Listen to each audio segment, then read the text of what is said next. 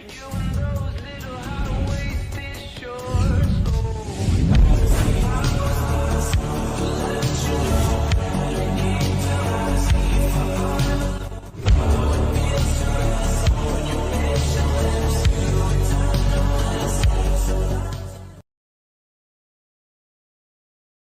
right, we're back after the deadline. Welcome back to the Twinbill podcast, everybody. Brought to you by NyynewsTV. Be sure to hit that like button, comment, subscribe, turn on that post notification button so you know when there's a game season live and there's a live chat, live podcast, all that stuff on here. Also, give us a 5-star rating on Apple Podcasts. Those come out usually the day of the podcast premiere or live, or it's the day after. But we're usually up to date with that kind of stuff. The trade deadline has passed, and that's going to be our main topic for this episode. Luca, how do you feel about the Yankees' moves at the trade deadline? I feel mostly positive. It's just the last one boggled me. Okay, so that's something. Yeah, I could say the same. I'm a little underwhelmed that they didn't get Luis Castillo. Well, obviously, I'm also underwhelmed that they didn't get Pablo Lopez. yeah, there's going to be a lot of stuff that probably goes into the last trade that we'll talk about, maybe a little bit in the Montas thing too. But let's start it off with one of the trades that I've been begging for a little while now. Luca, if you want to go into it. Yankees made their first acquisition. Andrew Benintendi, the Yankees acquired from the Kansas City Royals for TJ Sycamore, Chandler Champlain, and Beck Way. So a bunch of, should say, mid-level prospects. I knew of Sycamore. I didn't know of Beck Way or Champlain.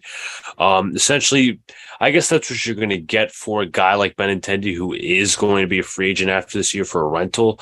But I like Benintendi a lot. I like that he's a contact hitter. Unfortunately, the Yankees have not been utilizing him and putting him in the right spot in the lineup, but that's beyond me. So, he's also struggled a little bit. He's, I think, one for his last 17. No, one for his last 20, and he's one for his last 17 as a Yankee. Not great. So obviously the numbers need to improve, the at-bats need to improve, and the Yankees also need to put him in the right position to succeed, but I don't think they're going to do that. It's not very positive coming off that trade. I'm positive because Benintendi, I really wanted him, but I don't think A, he's being put in the position to succeed, and B, he's just struggling a little bit. And everybody's going to go out, oh, he's Joey Gallo-esque. I'm giving it a week. Let him settle in.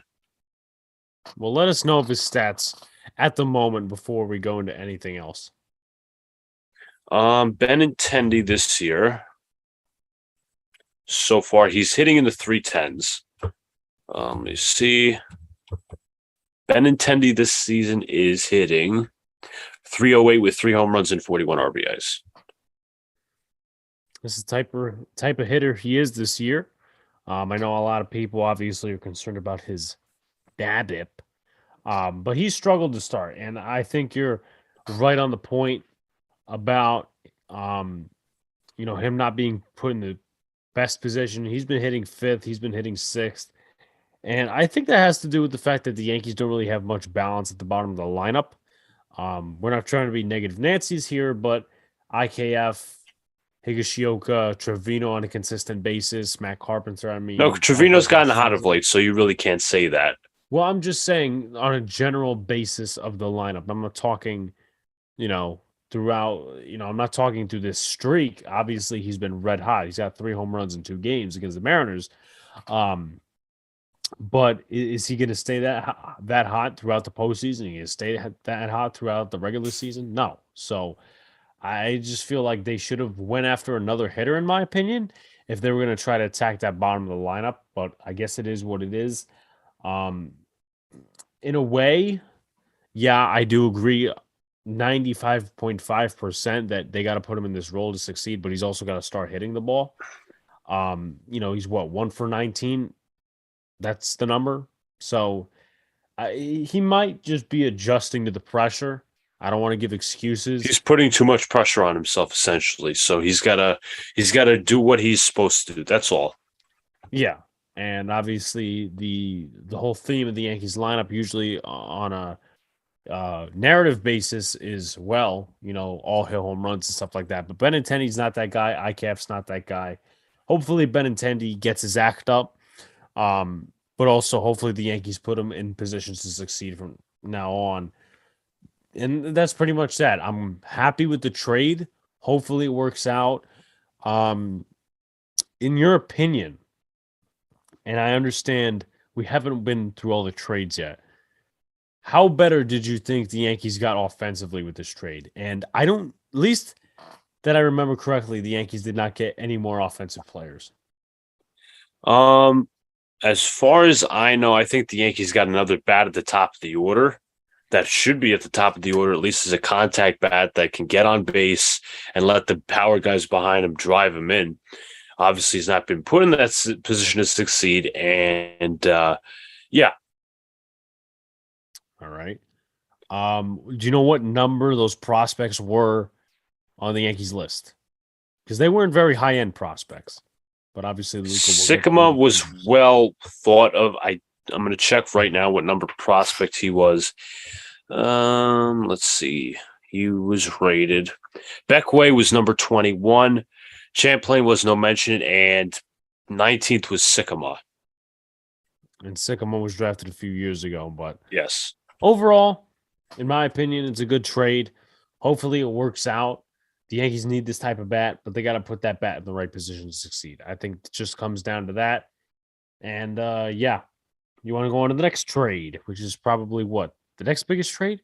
It's the biggest trade. Okay. Well, yeah. I didn't do it in chronological order, but if you want me to do it in chronological order, I can. So, Scott Effross was traded from the Chicago Cubs to the New York Yankees for Hayden Wesneski, the number 7 prospect, I believe, for the Yankees.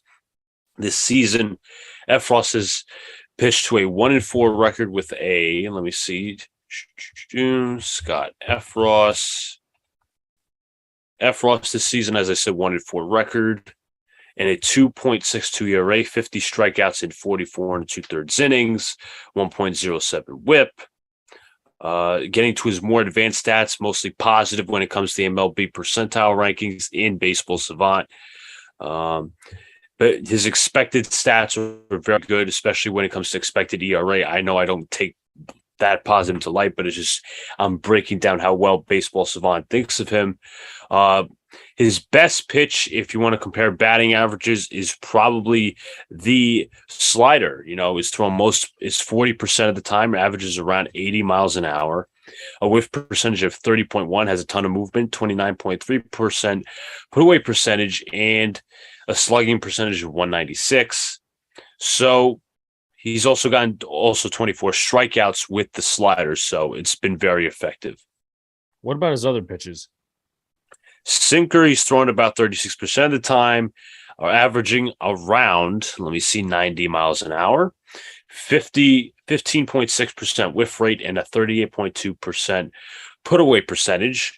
Changeup and fastball included as well. Changeup more so than the fastball, averaging around 82 miles an hour, 25.5% whiff percentage, 20% put away percentage, and the four-seamer, 90.6 miles an hour, averaging around, so it's not a ton of velocity.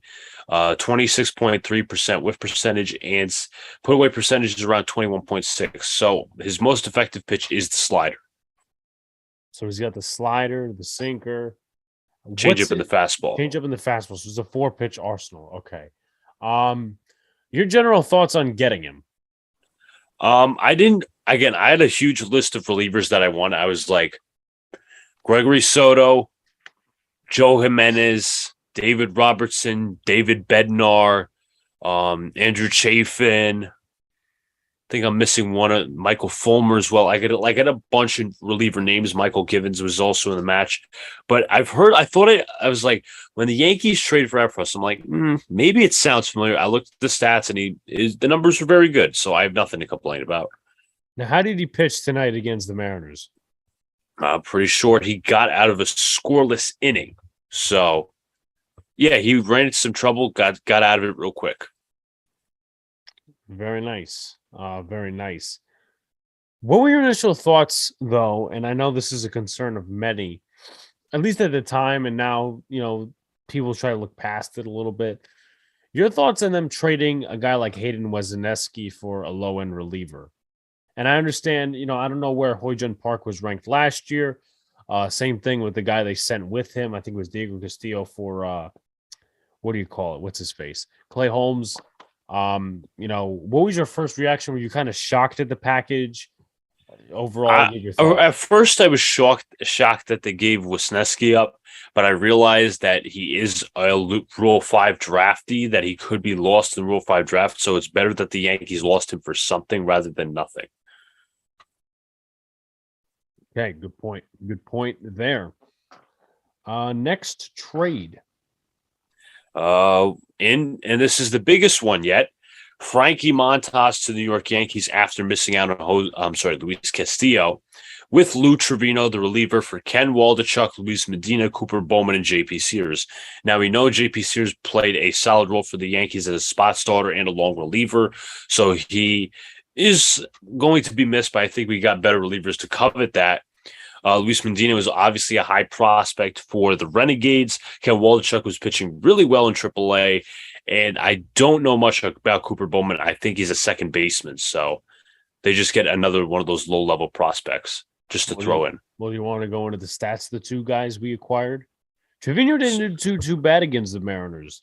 No, his stats will tell you that he's not had a very good year, but what he did tonight, I guess he did his job, and I think Matt Blake can, curb his season in better direction. So Montas, obviously, I don't think pitcher records are the most indicative of what a pitcher is. He's 4-9 this season with a 3.18 ERA, 19 games, 19 strikeouts. Struck out 109 batters over 104 and 2/3 innings. WHIP is at around 1.14. His opposing average this year is around 233, which is a point higher. And that's how he's been. So very solid numbers overall. Looks like a very good number 2 for this rotation. Right. Did you talk about the put away percentage and all that stuff? I'm going to get into right now. So according to Baseball Savant, he has mostly positive statistics. Well, I should say percentile rankings. When it comes to the put away pitches and all the different stuff like that, his four-seam fastball is the most common, averaging around 96 miles an hour, 22.9% put away percentage and 28.4% whiff percentage, striking out a total of 43 batters. Split finger fastball is the second most common thrown, 86 miles an hour, averaging around 26% of the time. 21% put away percentage, 32.9% whiff percentage, which is higher than the four seam fastball. The sinker is also the third most common pitch thrown, 22% of the time, 95.6 miles an hour. 15.6% whiff percentage and a 24.2 put away percentage, which ranks highest among all the pitches. Next, you got the slider. So this guy is a 5-pitch pitcher. This is pitch number 4. Averages around 87 miles an hour, 15.6% thrown at the time. 38.6% whiff percentage and a 21.1 put away percentage. Then we move on to the cutter. 89.4 miles an hour, averaging around 9.2% of the time he throws it, and 23.1% whiff rate, and put away percentage is around 10%.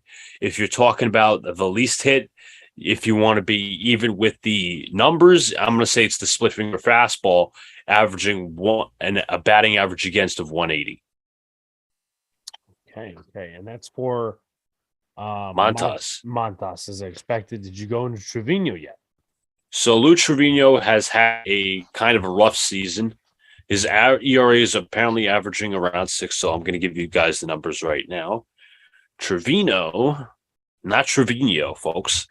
1-6, 10 saves, 6.34 ERA, 46 strikeouts in 32 1/3 innings, 1.84 WHIP, with an opposing average of around 322 if you want to combine both teams, but 216 was last year's 322. It's obviously the hit's gone up. So Trivino does not rank too well among the Baseball Savant percentile rankings, mostly in light blue, which is negative or poor. This season, he's commonly a sinker ball pitcher with a four-seam fastball, slider, curveball, cutter, and changeup. A six-pitch pitcher, you don't often see that for a relief pitcher anytime around in this decade and era. So his sinker is thrown about 31% of the time, around 95 miles an hour. A batting average of 442, which is hit a lot. A whiff percentage of 15.2% and a 20.8% put away percentage. So I think Matt Blake will help him make that sinker a little more effective. Four-seam fastball thrown about 21% of the time, 95.6 miles an hour on the radar gun, averaging 342 opposing average against, not a great pitch either. 27.3% whiff percentage and a 21.4 put away percentage. Slider is thrown around 16.9% of the time, 143 batting average against, 52% whiff percentage, and 33% put away percentage. So if you want to balance out the statistics, the slider is probably the most effective pitch. Interesting. His sinker is the second most thrown. So his sinker is the most thrown, but it's also the most hit. Most hits. So that's not very good. He's 1-6 on the season, I believe. Yes. So, okay. And, you brought up a good point, and this has, been a tale, or should I say a theme for the Yankees a couple of years, past couple of years. Like Michael King was 0-3 last year. He was not 0-3 by his ERA and his stats. Right. He was good. And, for someone like me who was very down on him coming into the season, he definitely proved me wrong. But Montas, I think he's going to get better. Definitely, he's 4-9 on the season, so obviously not a great record. However, with that being said, the run support's going to be there a little bit more for this team, or I should say for Montas rather than the A's. The A's, their offense was more dry than the Las Vegas desert. So I think that a lot of people are high on this trade like I am, because he was the second best pitcher. We know what he could be. And also the ceiling. Like, we know he can pitch to a certain level. We know he's good against certain teams. Like, I was reading some splits. There was one team I forgot, but Tampa Bay and Houston, he's done pretty well against. But also what comes to the, what's a cost to that is, well, he doesn't have a good away ERA. And that's let me just say that is concerning, because you have Cole who pitches away and he doesn't pitch well on the road. I agree with you. So I think the ceiling is going to be there. Trivino. Now let me ask you this before I go into my thoughts on Trivino. Who are you more confident in rebounding? And I'm not going to say who isn't more important, because it's obviously more important for Montas to rebound, but who do you think? I forget. I'm like Joe Biden. I mean, I forgot the question I was asking. But who do you think has a better chance of rebounding really well? I don't think Montas really has to rebound.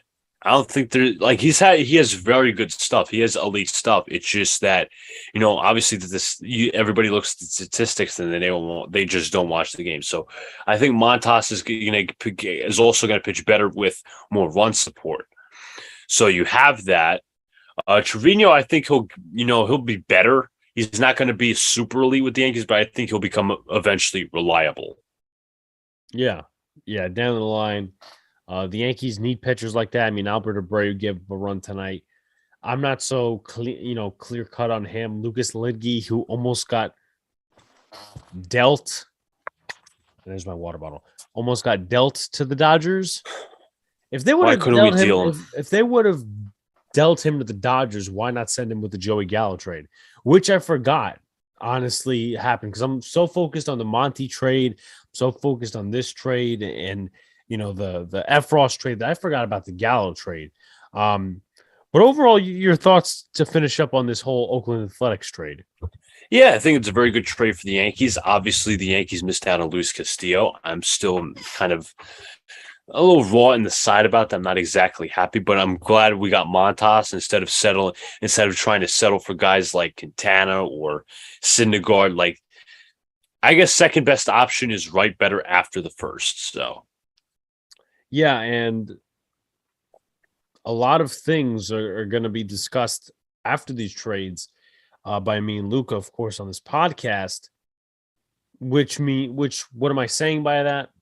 Where's Peraza going to go? Where's Florio going to go? We're going to leave that till the end because I feel like that should just be a general discussion overall. But I was a little pissed, yes, that Luis Castillo was not a Yankee. I feel like the Yankees could have given up some guys for him, whether that be Dominguez, Volpe, Peraza, Waldichuk, Austin Wells. But it's going to be a telling tale. Who does better? Who does better, right? And the Yankees got an extra bullpen pitcher, and I don't know that they would have with the Reds, but who knows? Luca, you want to go into the next trade? This afternoon, as we were recording on a Tuesday night, technically just turned Wednesday, so there's that. Tuesday afternoon, the Yankees traded Joey Gallo, struggling outfielder, to the LA Dodgers for Clayton Beeter, who is now going to be in Double-A with the Somerset Patriots. Yeah. Do you want to quickly go over Beater's stats before we discuss the Gallo thing? Yeah, he was the number 15 or 16 prospect, I believe, in the Dodgers list. 0-3 this season with a 5.75 ERA, 18 games, 16 games started, 88 strikeouts, and 51 and 2/3 innings with a 1.61 walks plus hits per inning. Let me see his other stats as well. And let me see. And it's not allowing me to that for some reason, which is weird. That's the basic stats I could give you off the top of my head. So I think it's really up to creds. I think it's a decent return. It's creds to Cashman for getting even a prospect back for Joey Gallo. You know, so we all know what happened with Joey Gallo and all that stuff. I want to talk about that in a minute. I don't want to beat the dead horse on it, but I want to get your thoughts on like some stuff that transpired. But good for Brian Cashman. I mean, is he an all-star prospect in top 5? No. But number 11 right now in the system, you can't go wrong with that. For a guy who was a colossal failure, probably one of the worst baseball players I think I've ever seen as a Yankee. But Luca, what are your thoughts to recap the Gallo era in New York? Fan reactions, if you want to add in, and also, did you happen to catch any fan reactions to his little press conference / interview? No, I'd say this is nothing short of a disaster of what happened and what transpired during his time as a Yankee. He was never really productive. He was never the same player with the Rangers. Well, as he was with the Rangers, he was obviously an all-star. He was never an all-star caliber player. Not that I was expecting too much out of it. Obviously, he was a home run or nothing hitter, which the Yankees had a lot of hitters like that last year. And Brian Cashman said, fuck it, we'll still trade for him. And the Yankees have traded prospects for him, which, again, I'm not mad that, if you're trying to be aggressive for a certain move, you're going to go all out.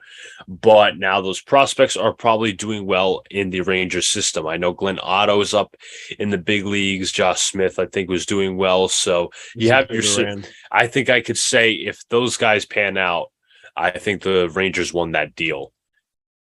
And again, I'm never a guy that says, don't trade the prospects or whatever, but that's just, it was a bad miss from the start. I didn't want Gallo from the start. So that's what it was. It was a huge misfire. Yeah, and I agree with you. I'm not a guy that hugs prospects, holds prospects.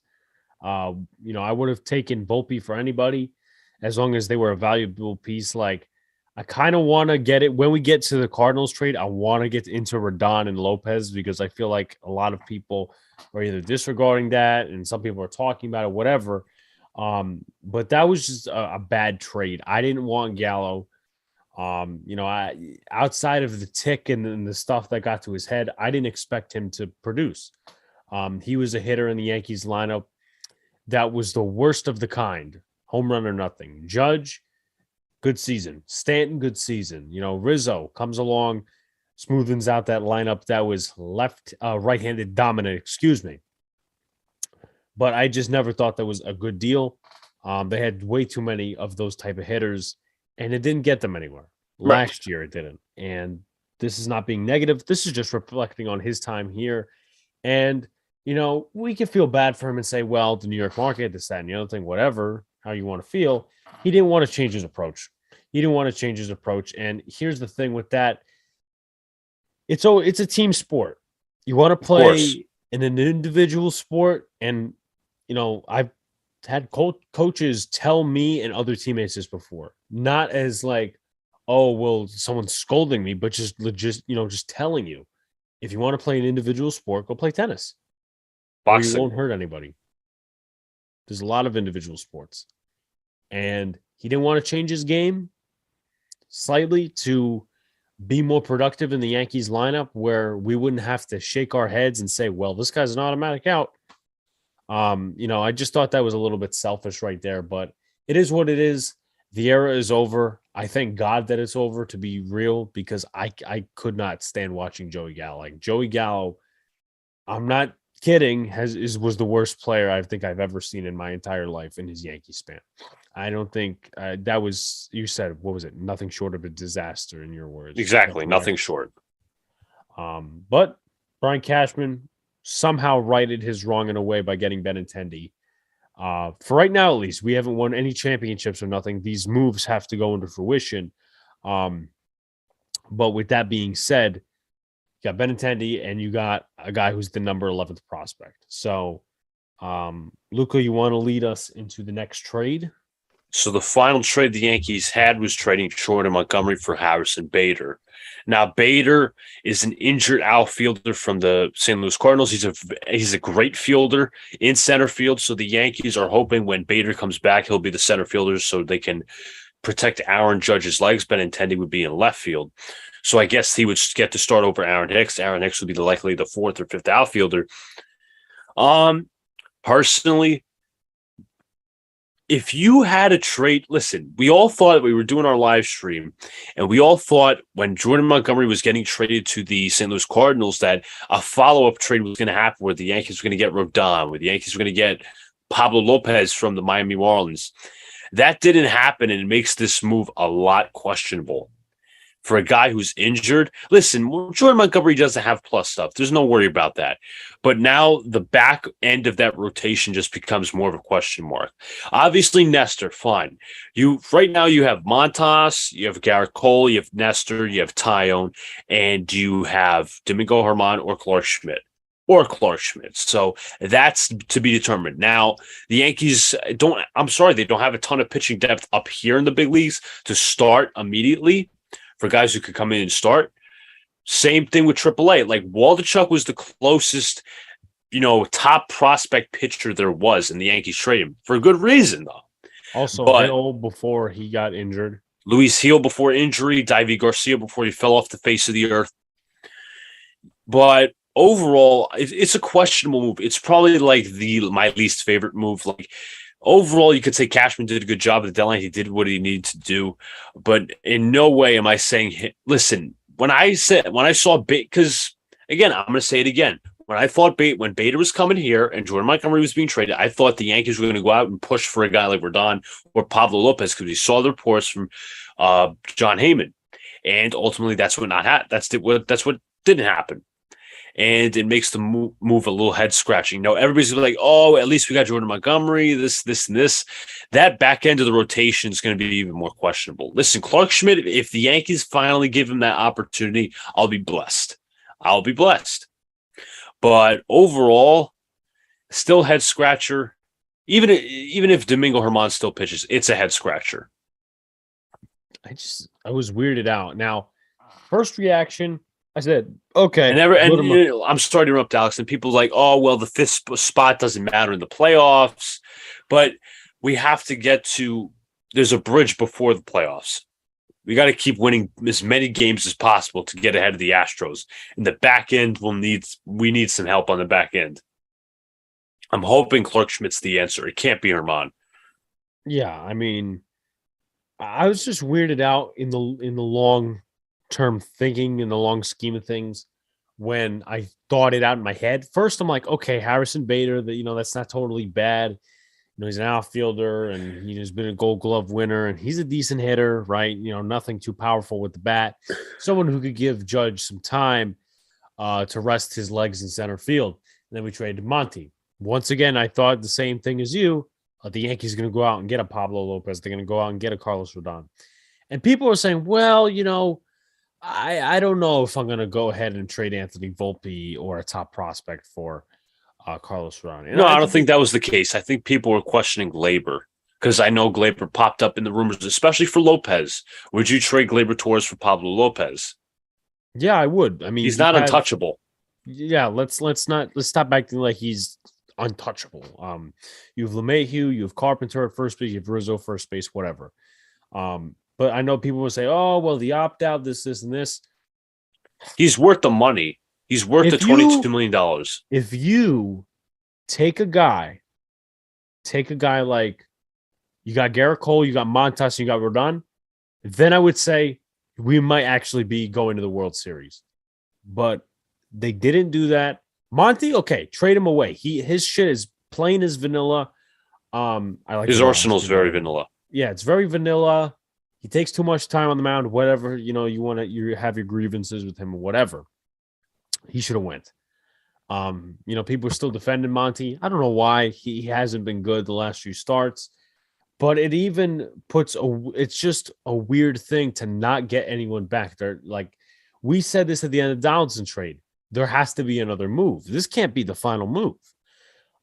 So if anything, I don't know if it got worse or got better, Luca, because you have upgraded with Montas. Sevy's probably going to be a bullpen arm in September and October. You're not getting him as a starter. And then you got Herman at the back end of the rotation with, how many times is Clark Schmidt actually going to start? I'm sorry, I have no confidence in that. So I got a report here from Eric Bolin. Now he's a beat reporter for the Yankees. He says trading Montgomery certainly was not universally endorsed inside the Yankee organization. Some had their heads scratching because of the uncertainty surrounding Severino and Taillon recent struggles. Not a reflection on Bader as a player or whatever, but more concern about weakening the rotation. I think that's what they did. They don't have a lot of starting pitching prospects who come here and start. You don't have a JP Sears any longer. You do not have a Ken Waldichuk anymore. And I hope they start Clark Schmidt. Do I have the confidence that they will? I don't know. Oh, you got a good point. And I don't want to be negative, but it's just like that trade does not make sense. It's literally, do you think it's worse or better than what it was a few hours ago? Like you have the original rotation and then you have Montas, but you subtract Montgomery and you add Herman in. Like, do you think that's worse? The front end is better, but the back end is just worse. It's kind of like being a top-heavy lineup, if you will. It is. It's top-heavy. And I don't trust Herman's stuff whatsoever. It's constantly relying on the off-speed. Can I ask you a question? Because I was questioned on our live stream about this, and I want to see what your opinion is. Would you trust Cortez as a third starter in the playoffs? From a 1 to 10 scale, what's the confidence level? Oh boy. I'd say 5.5, 6. So you're not relatively that confident. Not that confident, but if you have to choose between Taillon, the fifth starter, and Cortez, I say Cortez. I mean, that's a win every day of the week. But also, like, I'm just bummed out we didn't get another starter. Right. Now, if you would have left Monty, okay, that's a different story. But you go out there, you trade Monty, and people are saying, well, don't give up anybody for Rodon or whatever. Rodon would have been part of a 3-punch in the rotation, and it would have been great, in my opinion. That's my opinion. Same thing with Pablo Lopez. I mean, Pablo was like a 1B, 2A option for me. But I don't know. It's just the top-heavy stuff kind of concerns me. Now, what also concerns me is what are they going to do with Florio? What are they going to do with Peraza? What are they going to do with Andujar? I don't think there is an answer. That's the problem. The Yankees don't have a plan with these certain guys. Like Peraza, to me, has to come up sometime soon. IKF's been terrible. See what you got with Peraza.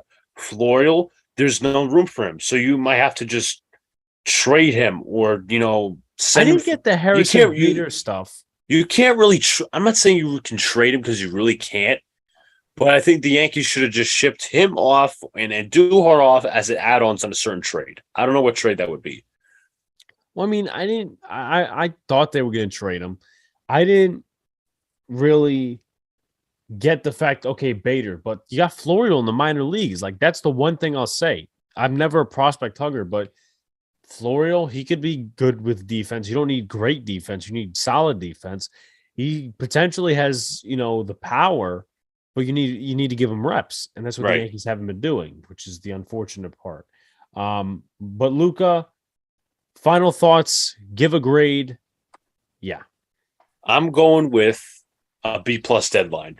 Okay.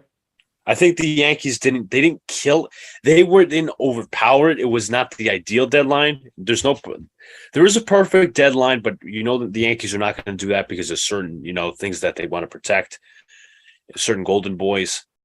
But overall, B+, the Yankees did what they needed to do. I'm not, again, they can compete with the Astros. There's no doubt. I think they're on the same level. You don't think they can win yet? Exactly. Okay. I'll give this a B+ deadline too. Montas coming in. It's, we got a starter, but we also subtracted from the rotation, which kind of pisses me off a little bit. Bader. Harrison Bader. Yeah, we got Bader. Whatever. We got Bader, depth guy. He'll come back eventually, and Benintendi. Hopefully he succeeds as a Yankee, and Effross and Trivino, I have hope in them. Be sure to like, comment, subscribe, do all the good stuff, people. 5-star on Apple Podcasts. Appreciate you guys, and we will see you next time. Peace. Later.